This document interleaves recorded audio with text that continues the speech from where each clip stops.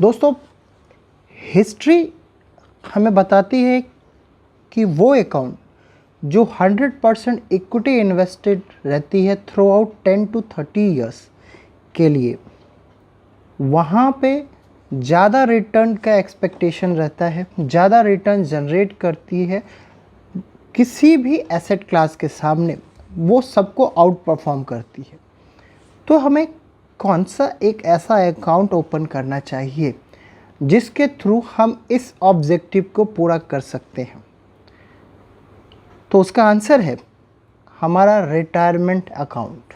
जी हाँ, यदि आप रिटायरमेंट के ख्याल से 100% इक्विटी इन्वेस्टमेंट में जाते हैं तो आपके पास एक समय रहता है 20 से 30 साल का, जहाँ पे आप लॉन्ग टर्म इन्वेस्टिंग कर सकते हैं। फिर वो वैल्यू हो सकती है और ग्रोथ, आप किसी में भी जा सकते हैं और एक अच्छे उम्दा मोट वाली company, growth oriented company, properly आप वेल रिसर्च करके आप एक पोर्टफोलियो बना सकते हैं और उसमें एसआईपी के थ्रू भी, वन टाइम के थ्रू भी, जब भी मार्केट करेक्ट हो तो वहाँ पे एक्स्ट्रा मनी पंप अप करके आप 100% इक्विटी अलोकेशन कर सकते हैं, क्योंकि ऑब्जेक्टिव आपका रिटायरमेंट रहेगा।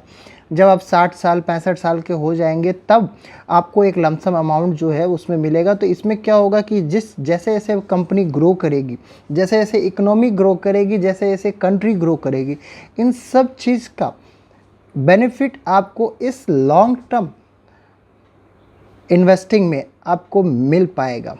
तो यदि आप रिटायरमेंट अकाउंट के लिए यदि इन्वेस्ट करते हैं, इक्विटी इन्वेस्टमेंट को चुनते हैं, तो वो आपके लिए काफ़ी यूजफुल हो सकता है। और ये बात मैंने सीखी है इस बुक से। ये बुक लिखा गया है पीटर लिंच के द्वारा, beating the street. Beating the street में आप जब पढ़ेंगे तो शुरुआती 30-35 पन्ने में ही आपको पता चल जाएगा कि राइटर क्या कहना चाह रहा है।